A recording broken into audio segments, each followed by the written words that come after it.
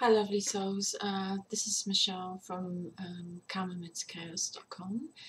My webcam's just doing some silly things there to confuse me. I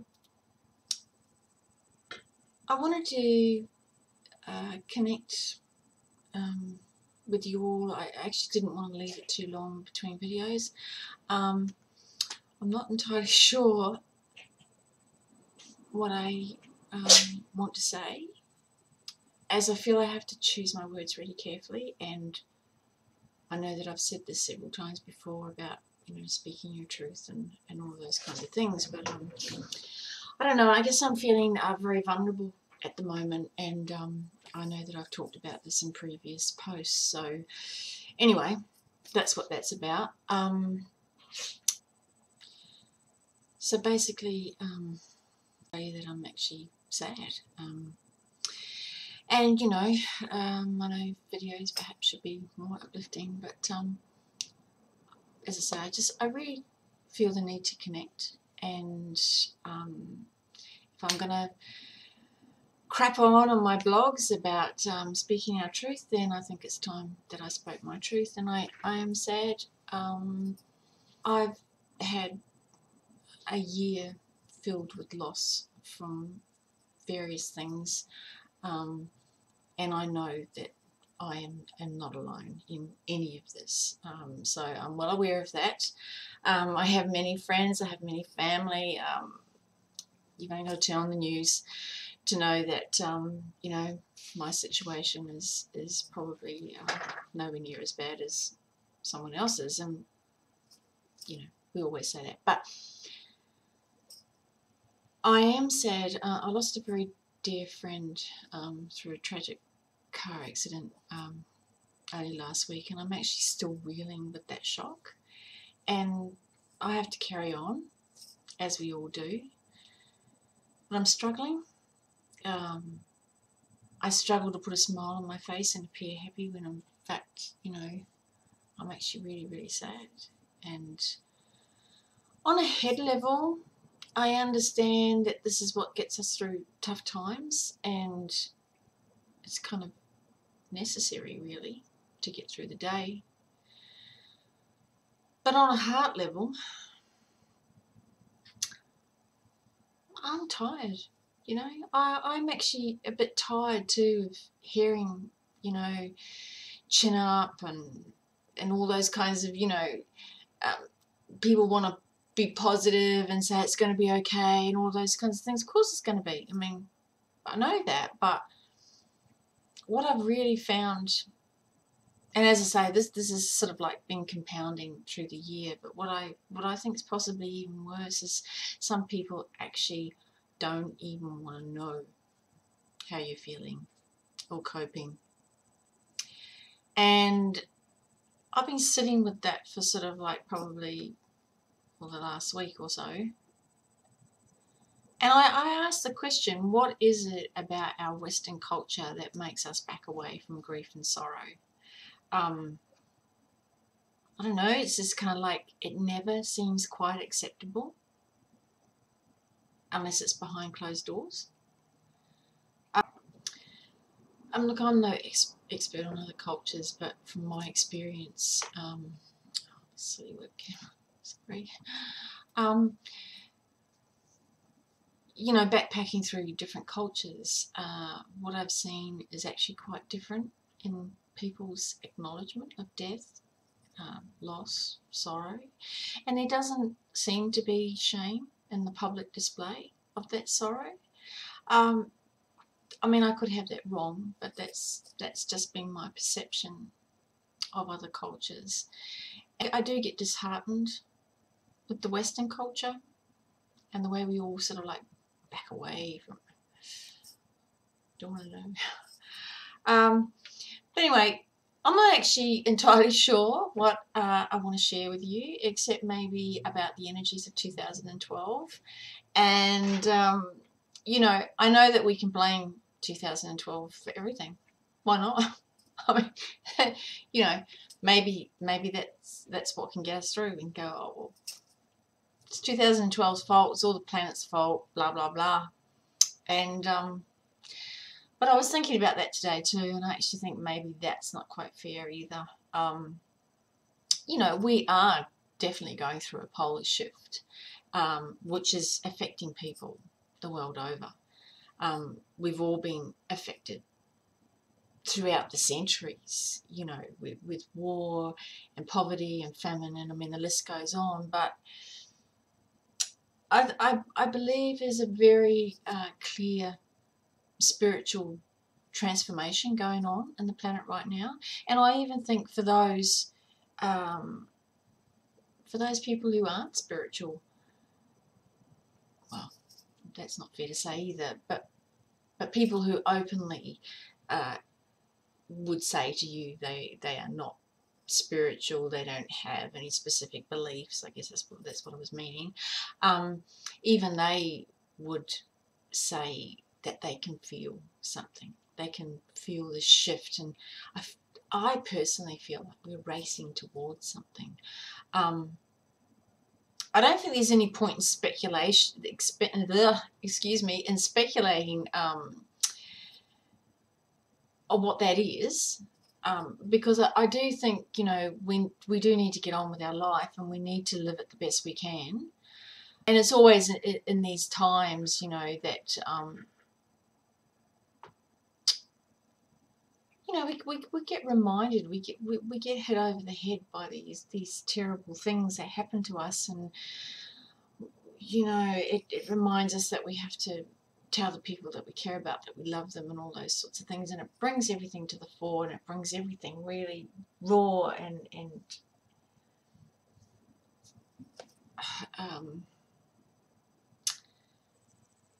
sorry, beautiful people. Yeah, I'm struggling with this post, but I still think it's important to connect with you anyway. So as I was kind of saying, I don't know if I can offer any advice at all, but because I am in this saddened state. But in this state, I do realise that we have to find a way to live through this. We have to find a way to live through the energies of 2012. You know, there's job cuts, there's people losing their homes. Some people don't even have any food on the table. We've got poverty all over the world. We've got people seeking asylum. I mean, oh look, the list is endless. You know, from your tiny trivial, you know, your herb garden died in the frost, or to these major things going on in the world. But I guess I'm just sort of like just trying to. What I'm wanting to address today is how our culture deals with sadness, grief, and I really feel like there's this shame. I'm not suggesting that, you know, we're in the workplace or we're in the public place and we all constantly break down and, you know, we have these major meltdowns in public, although that does happen. I'm not suggesting that. What I guess I am suggesting is that we need to have an open conversation. And instead of being treated like a disease, and you're probably going to think that's a bit of a harsh way to describe things, but that is really how I have felt in the past week, to be perfectly honest. I feel that the minute that I go, no, I have to speak my truth, and actually I want to talk about this. I want to talk about my grief. I don't want to talk about it in the sense of, you know, getting entrenched in negativity and making people feel uncomfortable, because obviously that is confronting if you're just crying all the time, and some people just don't know what to do. I don't mean that. I just mean having an open conversation like we're having now. I'm telling you why I'm sad. I'm telling you, and you know, and it's compounded as well because of all the other things that have been happening in my life, and this is really throwing me. When I say it's a dear friend, it's a very long-term friend as well. So we have this huge history. You know, I'm talking, I was 17, you know, like this is how long I've known this person. And when you have that amount of history with somebody, you know, you want to talk about it, whether it's the sadness that it brings up or whether it's the ill, you know, you just want to share your memories or whatever. And I feel like people have been backing away from that, and they just sort of like, they're there, you know, you'll be okay, you'll get through. And of course I'll get through, I know that. So I really don't like being told that. And that could me just being plain defensive. But I just don't think the sorrow or the sadness or the grief should be shunned. I don't think. I know that we have to keep going, and we have to focus on a bigger and brighter future. But why I say that, I still don't think that we have to pretend our life is freaking awesome and we're gloriously happy if in fact we're actually sad, or we're lonely, or we're heartbroken, or we're fearful. I do actually believe that, you know, practicing gratitude on a daily basis, because there is so many things to be grateful for, no matter our circumstances. And I have witnessed that firsthand, you know, traveling through some severely poverty-stricken countries. I know that the simple act of gratitude or practicing gratitude does lift us to a higher place. So, you know, I'm certainly all for that. I also believe we need to love, and we need to love deeply. Having said that, don't give it to those who are not worthy of your energy. So somehow we need to find the balance. We need to learn the self-preservation, but also learn to know when it is right and good to give our spiritual love to someone.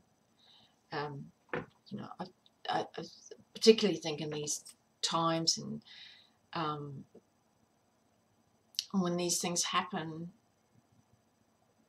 you know, how many times do we go, oh, I wish I'd said that, I wish I'd done that, I wish I'd done more, you know, we can't take any of those things back. We can't.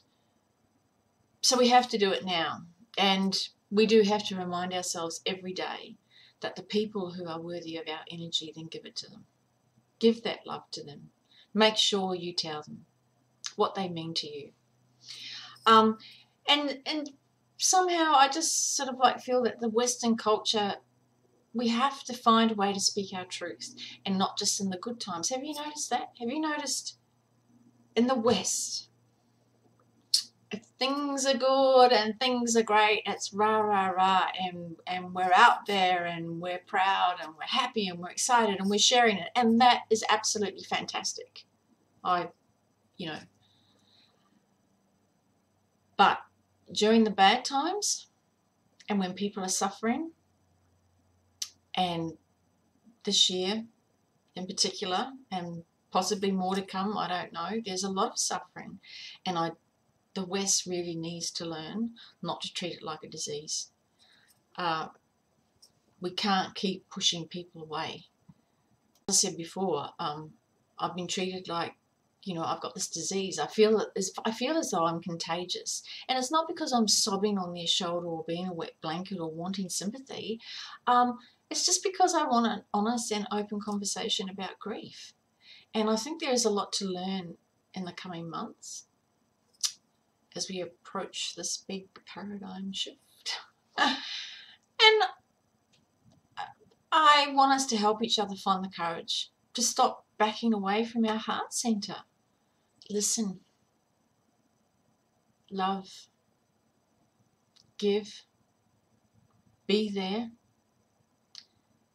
be joyous, be gloriously happy, if that is truly what you feel. Absolutely, because that is contagious and that's gorgeous. And putting a smile on your face and making an effort definitely, you know, uplifts us from a place of sorrow. Playing really good music, whatever it is that, you know, I've spoken about this before too, about, you know, music lifting. Personally for me, it lifts me to a place of joy, and oftentimes, well, actually a lot this year, I play a lot of music, a lot of music that actually uplifts me. Oh, then some of it, you know, makes me cry because that's my excuse. I can have a good cry because it's a sad song, and then I don't feel like I'm being judged by anybody. But really, that's really silly, isn't it? Like really, if you really nut it out, I think it's silly. I would really, really love to know what you think and how you feel about all of this. I think it is important to keep our spirits up. I think it is important to continue getting out of bed. It's important to have our friends support us and sometimes help us out of bed.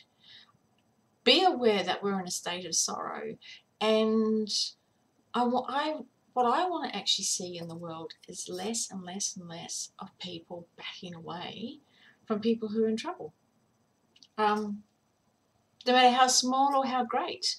There's one thing that I'd like to leave you with, and this is just my random crazy wacky thoughts on it, but you know the expression, you've heard the expression, it's not what happens to you but how we react to it that matters.